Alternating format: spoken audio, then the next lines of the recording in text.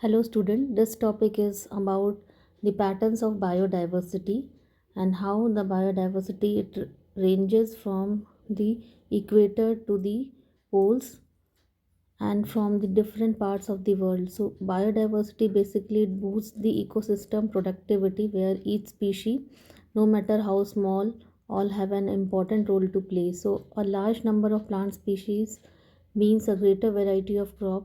So greater the species diversity, it ensures the natural sustainability of all life forms. As you can see here in this picture, where the distributional pattern of the diversity, that is the different organisms, has been shown. So you can see here at the equator, the area which is being covered is basically carrying the high density of the biological species. The reasons may be because of the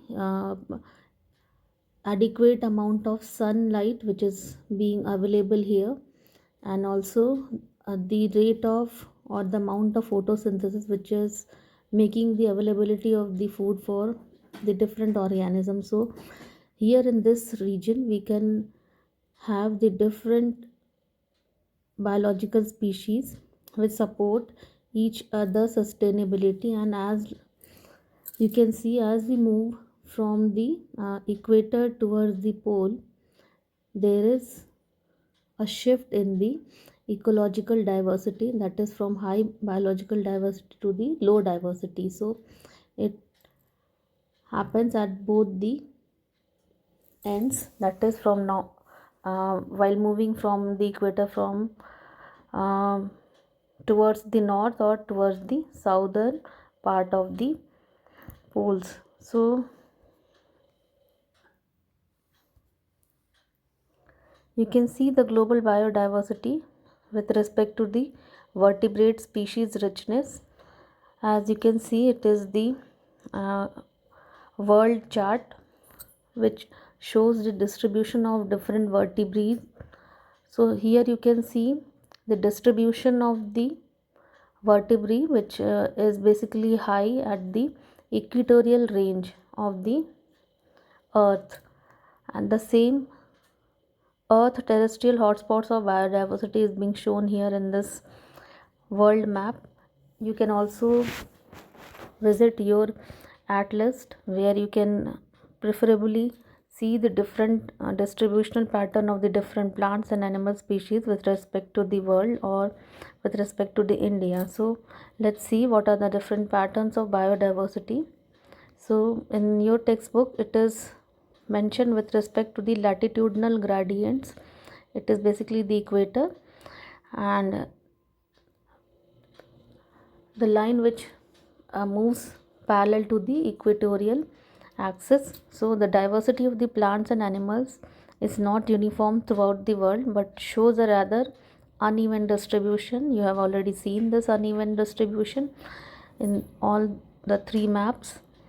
So for many groups of animals or plants, there are interesting patterns in the diversity. The most well known being the latitudinal gradient is in the diversity. So you can see the different example which is being quoted here to support the statement. So in general, the species diversity it decreases as we move away from the equator towards the pole. So either you are moving from towards the north pole or towards the south pole, the species or biological diversity goes on declining. So with very few exceptions, tropics, that is the latitudinal range of 23.5 north, so it is basically the tropic of Cancer, and 23.5 degrees south, that is the tropic of Capricorn, it harbor more species than the temperate or polar areas. So one example of such biological species richness is being given here with respect to the Colombia, which is located near the equator, which has nearly 1400 species of birds, while New York, which is lying at the equator, that is 41 degree north, has only 105 species of the birds. So you can see the vast differences between the biological richness, which is somehow present near the equator, and it goes on decreasing as we move either toward the south pole or toward the north pole. So let's see the next example. And in Greenland, at the equator range, that is from 71 degree north latitude, only 56 species are found. So when we consider India with much of its land area in the tropical latitudes, it has more than 1200 species of bird.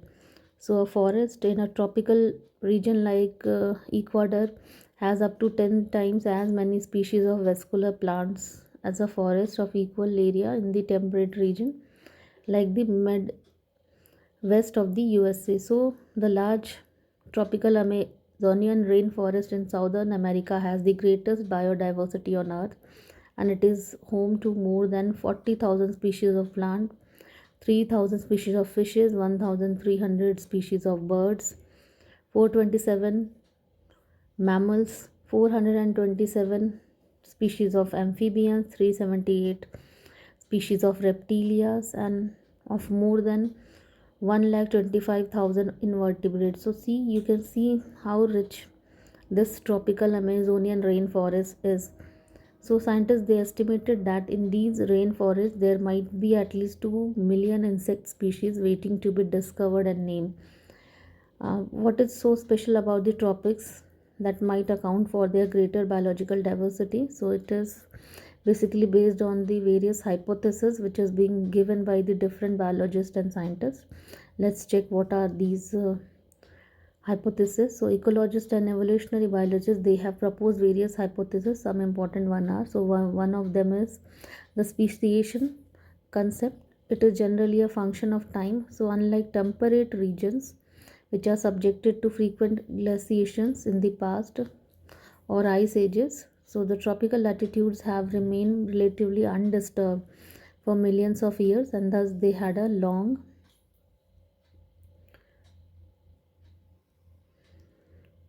you can say evolutionary time for a species diversification. And the second hypothesis is about the tropical environments.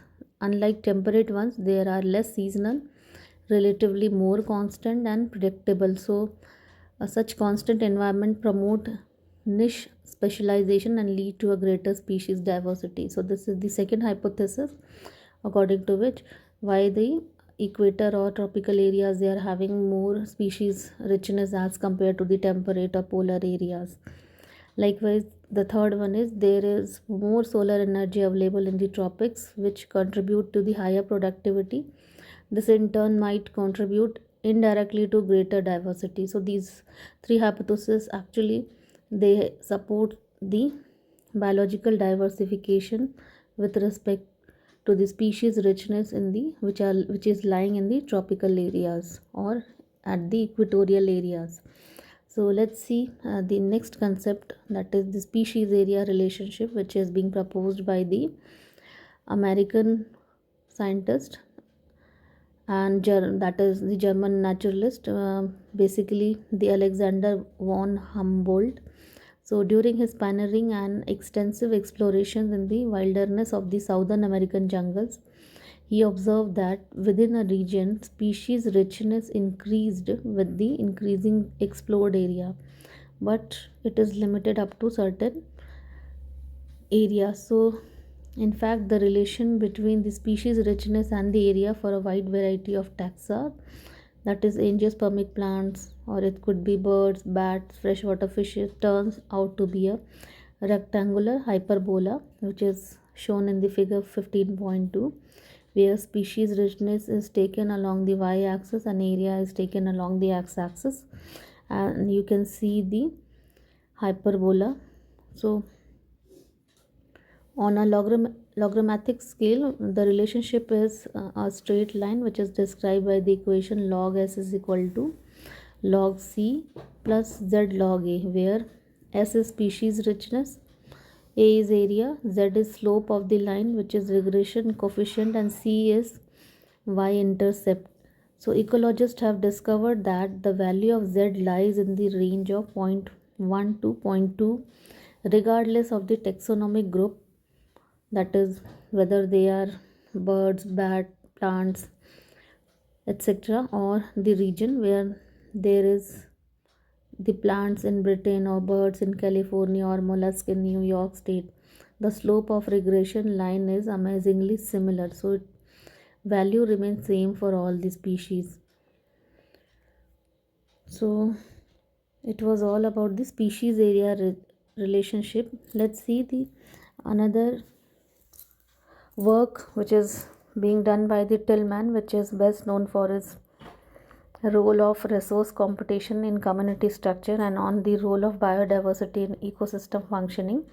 One of his most cited articles is the 1994 Nature article on the biodiversity and stability in grasslands, which provided the data regarding an experiment that began in 1982 with more than 200 plots in a grassland field in Cedar Creek Ecosystem Science Reserve in the Minnesota.